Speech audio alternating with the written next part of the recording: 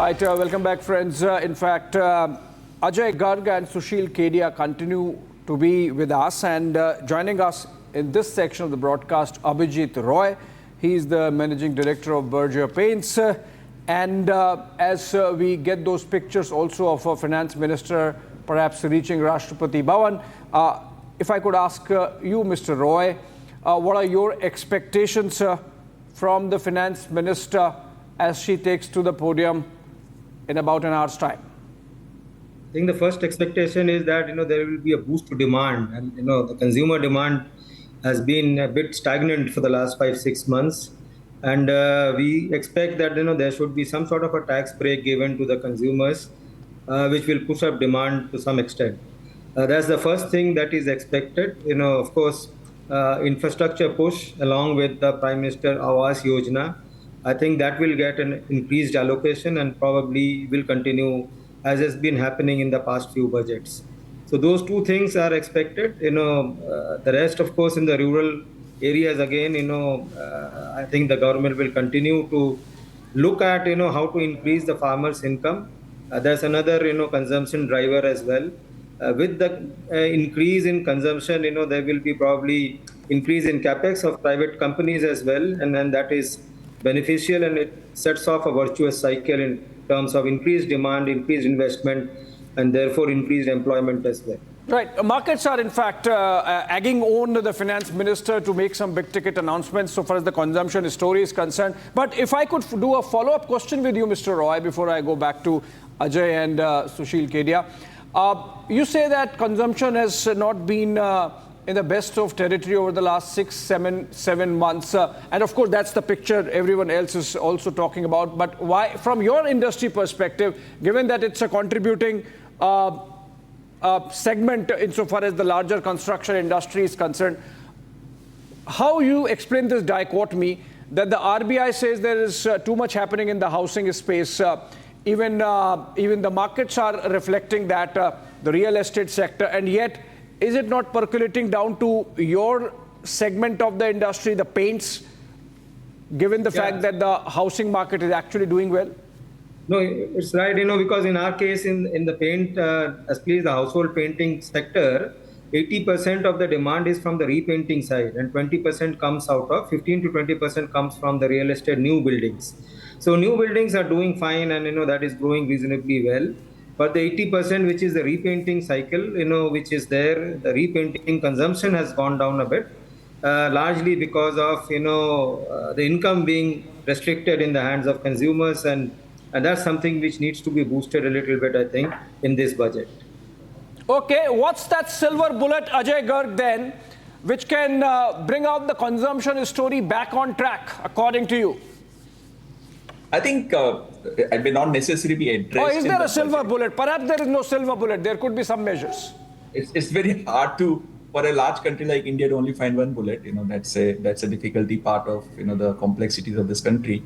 But if you were to look at it, one of the things which did impact and it may not necessarily be covered in the budget is that the interest rate scenario, which also was talked in the last economic report, that we do want to look at some relaxation there, which may obviously give a much more fillip in terms of, because I think one of the big factors which has impacted consumption is that a lot of in the housing sector, the mortgages costs have gone up. So people who did during post-COVID also look for a little bit of a better situation, suddenly realize that from loans they had contracted had gone up. So I think that has an impact on consumption. So I think that could be one way to help the segment where Mr. Roy works out of, that if a consumption can be improved by looking at the interest rate scenario. And this is not something which comes in the budget, but it's more of an RBI outlook, and hopefully that will happen subsequently.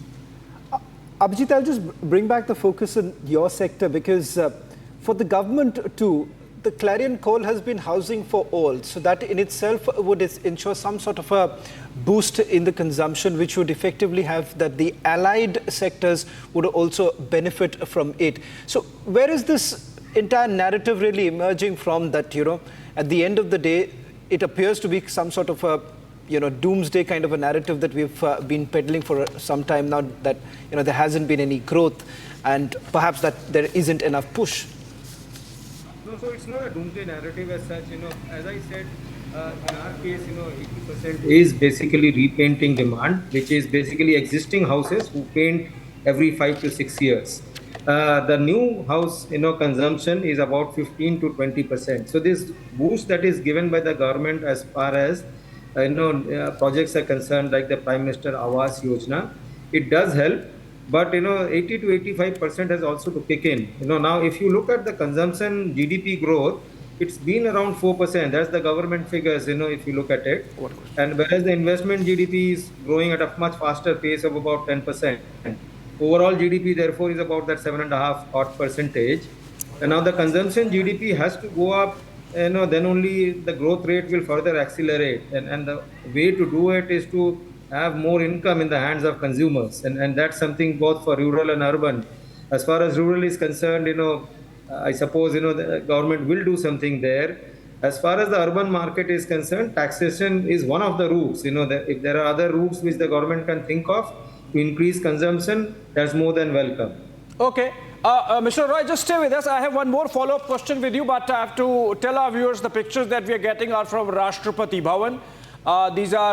This is the customary thing of Finance Minister presenting the budget to the President of India before it is submitted to the Cabinet for its approval. And the Finance Minister has reached there along with the MOS Pankaj Chaudhary and rest of her team, the Finance Ministry bureaucrats, all the secretaries, the Finance Secretary, Revenue Secretary, Expenditure Secretary, Financial Services Secretary, all of them, the DPAM Secretary, they are all there. And the Rashtrapati, the President, Draupadi Murmu, can be seen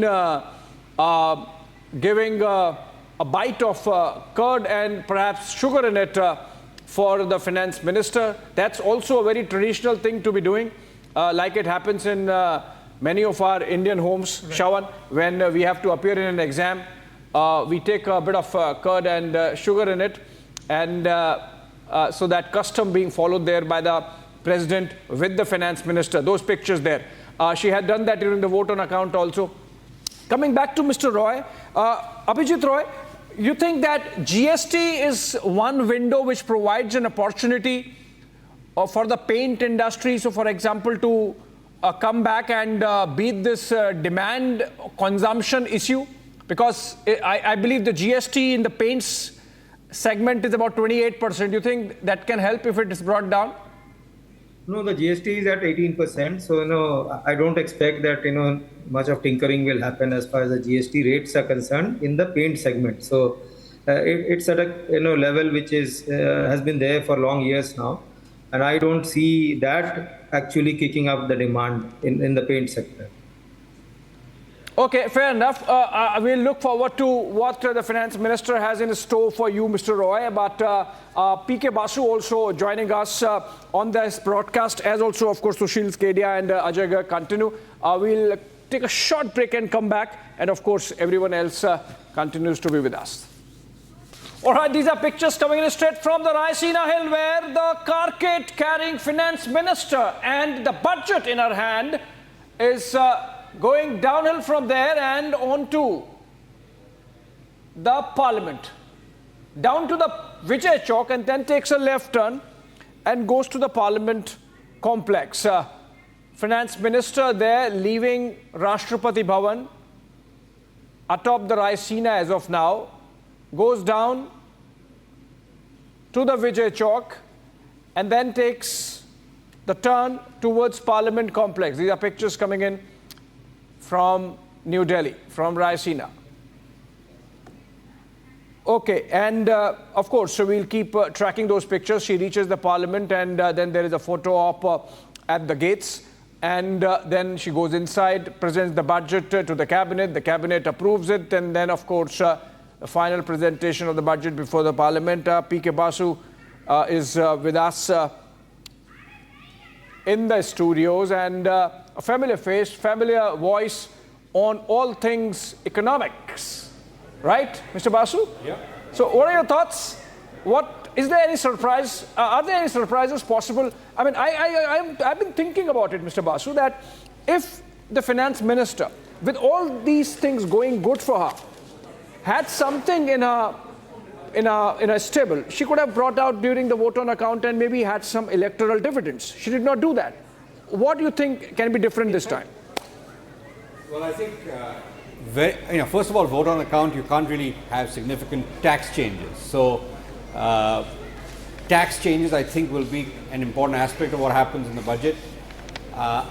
Employment clearly is a major focus area, has to be a focus area. Right. Basically, creating, I think, labor-intensive manufacturing is the one conspicuous area of relative failure over the last decade. Yeah. The economy is growing. I think, the economic survey had a forecast of 6.5% to 7% growth for this year. I think that is way too conservative. The actual growth numbers likely to be around 8.5% in my view. So there's growth in the economy, but what is lacking is a real pickup in employment across the economy, but particularly in manufacturing. So, and that is not a phenomenon that is true of just the last 5 or 10 years. Since 2005, if you look at the CLEMS database, there's been very little growth. In fact, I go back all the way to 1980, and if you see the employment growth, it has stayed below population growth, below the working age population growth for 20, 30 years. Yeah. And this is something that is now becoming a serious challenge. And needs to be addressed. So I think something on jobs. I think there should be more incentives for labor-intensive manufacturing. PLI extended to to include incentives for employment and exports. Let's look at how the jobs would come, because jobs come when there is consumption and hence production. So we are told the Blue Star MD B. Thiagarajan is joining us live, and very good morning to you, Mr. Thiagarajan. The fact that it's been a hot summer, unusually hot summer, would have given some tailwinds to your industry. You think, at least for you, the consumption story has been good, and going forward, it's going to be good. What more the finance minister can do to help you? Good morning. It's a pleasure interacting with you. As you may know, April was around 70% growth in air conditioner segment, and in May again 70%, and overall Q1 the industry would have grown more than 50%. This is coming at the back of the PLI scheme, which kick-started, while manufacturing jobs are yet to be created, at least in air conditioners and quite a few consumer durables categories. The growth is really happening, and the employment would have gone up close to around 100,000 already last year.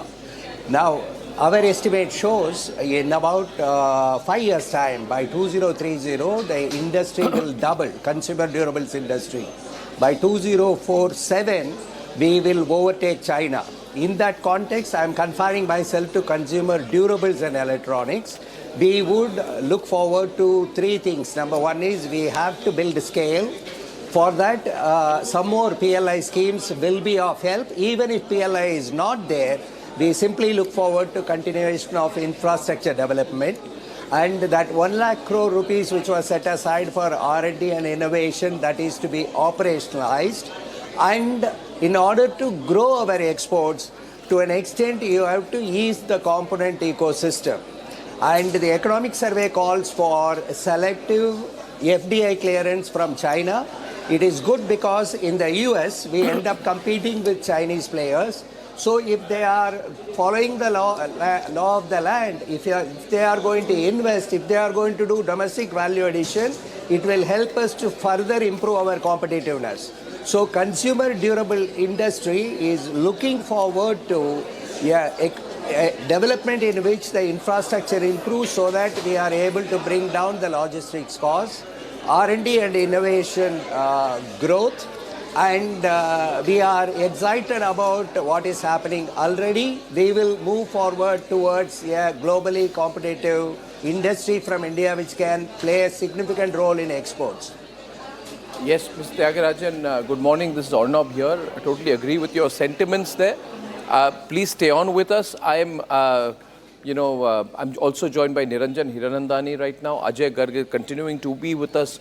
Viewers, while we are doing this, keep one thing in mind, that this is a fantastic time, We're talking about sectors, but at the end of the day, we are all vested in the India story. IMF has upgraded its economic forecast for India in 2024. The world, growth will dip the following year. So we need to make the best when things are good.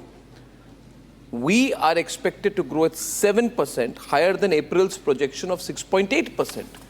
That is tremendous. What can we do to make sure we make the best of a good year ahead? Niranjan.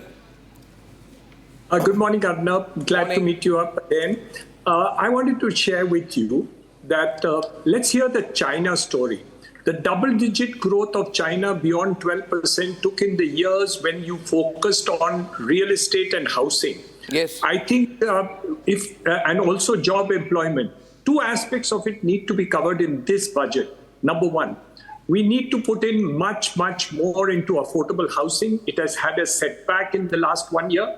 And I think the PMAY scheme will come back. We expect a 60,000 crore commitment in this budget for affordable housing, which will boost the economy. And I think the 7 and 8% will go to 9 or 10% if they can do that. Number two, we are very, very, very short of skill sets. In my industry, when I want 100 skilled workers, I get only 20 now. If we can get the skilling done, the job and unemployment issues which are there is going to be taken care of by the growth in infrastructure and housing. I think that's a story that it needs to be repeated because the skill sets are certainly not keeping up with the times. Industry is trying its best, government is trying its best, not enough. So I think these two aspects of it, if we do, you can even think of 8-9% GDP growth in the next 1 year rather than 7 and 8% that you're talking about. Number two, the housing this year has grown by 12% growth in the last 1 year from the last year's high figure also. So I think that can take another thing which goes up. Infrastructure, not only of the national highways, but also urban infrastructure needs to be boosted still further. Yes, Mumbai has got 300 kilometers of metro going to be added in the next 2 years. Yes. The Cross Harbour Bridge, the coastal road, all this and more is needed. But the periphery of Mumbai, the outer segments also needs a push up along with the Adani airport, which is coming up at Navi Mumbai. I think this and more is needed in order to meet the headwinds that may happen in the international market. I think India's story itself will be a great one.